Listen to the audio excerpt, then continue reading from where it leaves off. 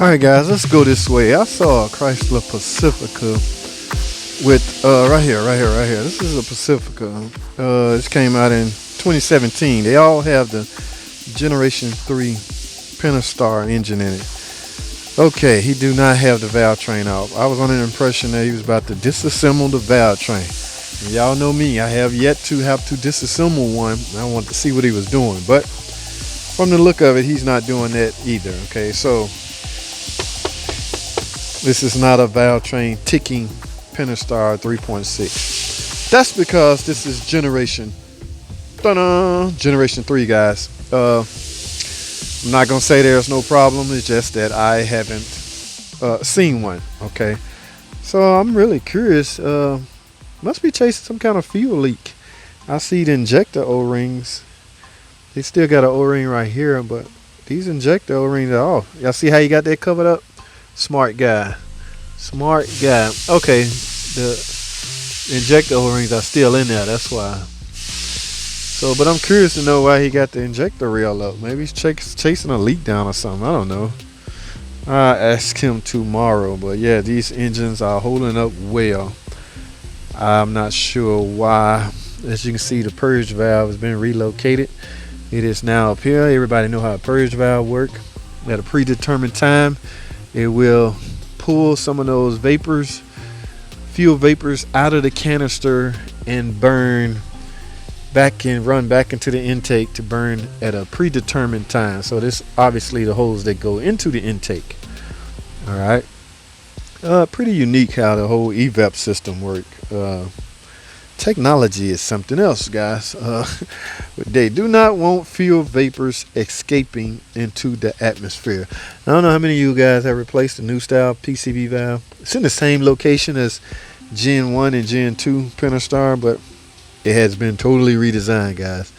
Now that PCV valve has been through some revision, even on Gen 1. I did a video on that actually explaining that. In fact, let me card that right here. Go watch that video if you own a Gen 1 or Gen 2 Pentastar 3.6. You can see how that PCV valve has been redesigned. It's 2 screws instead of 1. All right, so I don't know, guys. I'll find out tomorrow what that's all about. All right, let's go this way. E47, guys. Coils off. Obviously looking for some sort of misfire. I don't know. Yeah, might have a misfire issue. These engines are stout, man. They was unable to keep up with emission standards. These engines were good. Somebody keep posting on my videos. Jeep should have never got rid of the 4-liter, the inline 4, the 6-cylinder inline though. So that engine, these older model engines are unable to keep up with emission standards. Cafe is just having a hard time keeping it running clean. Okay, so you have no choice, guys, but to redesign the engine. Yes, during their time, those engines were monsters, stout, just held up to any and all. Okay, but we just had to get rid of them because they can't keep up. Gas guzzlers also. So I agree with you guys. It's just they had no choice. All right, what's going on? Oh, diesel, turbo diesel, 2500 heavy duty Cummins turbo diesel. I have no clue what my man over here is doing. He's always up to something. It's the same guy that was pulling that transmission out of that diesel engine. I took several courses on this engine, guys. I got books and paperwork on I worked on a few, but I haven't done nothing major. Just your typical, maintenance stuff. But this guy over here, he pretty much stays on top of it. He have no choice. I want to say he specializes in this stuff. Me, if it's on the ticket, I guess I have no choice but to do it because I get paid, I guess, not to specialize. All right, so turbo diesel, pretty interesting. All right, guys, let's go this way. Okay, what are they doing over here? Oh, he got the,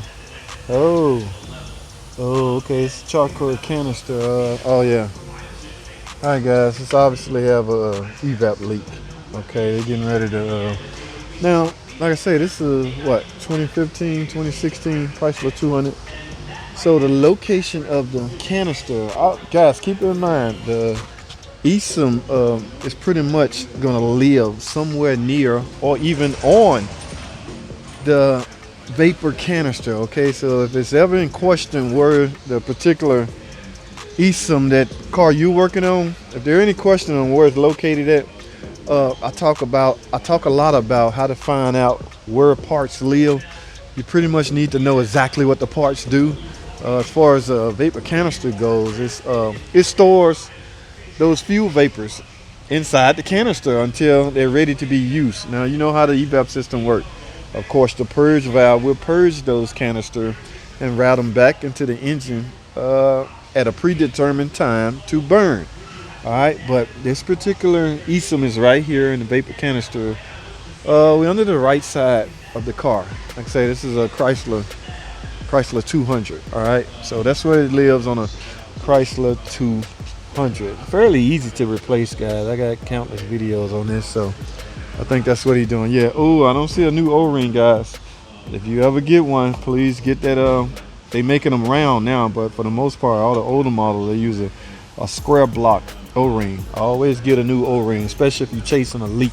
All right, guys, let's go this way. Let's go back to the used car department. What do we have here? Hey, shaker, guys. Look at this. This is a Challenger. Somebody traded in 2016 Challenger, guys. Look at that. I'm curious to know what they get. I always want to know when people trade cars in. Of course, it's got to be clean. It's in the used car department right now, so he's finna check everything on the mechanical side. We go through, I think they call it a 21-point inspection. Hey, this one got a sunroof. We send every car through 21-part inspection. I think they check everything. Ooh, I already can see right now. Oh, yes. It's gonna get some rotors. Every time I see one that's traded in, I'm always curious to know what did they get. Like, how do you upgrade from a Challenger ScatPack with the shaker thing on top? That looks good. Okay, so I don't know if it had a lot of people trade them in when they start ticking or whatever. They don't want to pay to get it fixed. They just soon get another car. But yeah, guys, it's nice. They already added external stuff to it. Let's see. Yeah. So it shouldn't take long for this to sell on the used car market. I can almost suspect the salesmen are eager and ready to get this on the lot, on the used car lot, to get it looked at and sold. They shouldn't have a hard time selling this at all.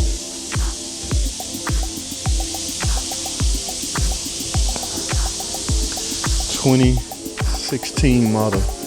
Nice little antenna thing. Alright, guys, let's go to the other side. I'm gonna get into the used car guy ear when he get back. He's not over here right now, because I still want to know what kind of car did they get. Alright, guys, let's go this way.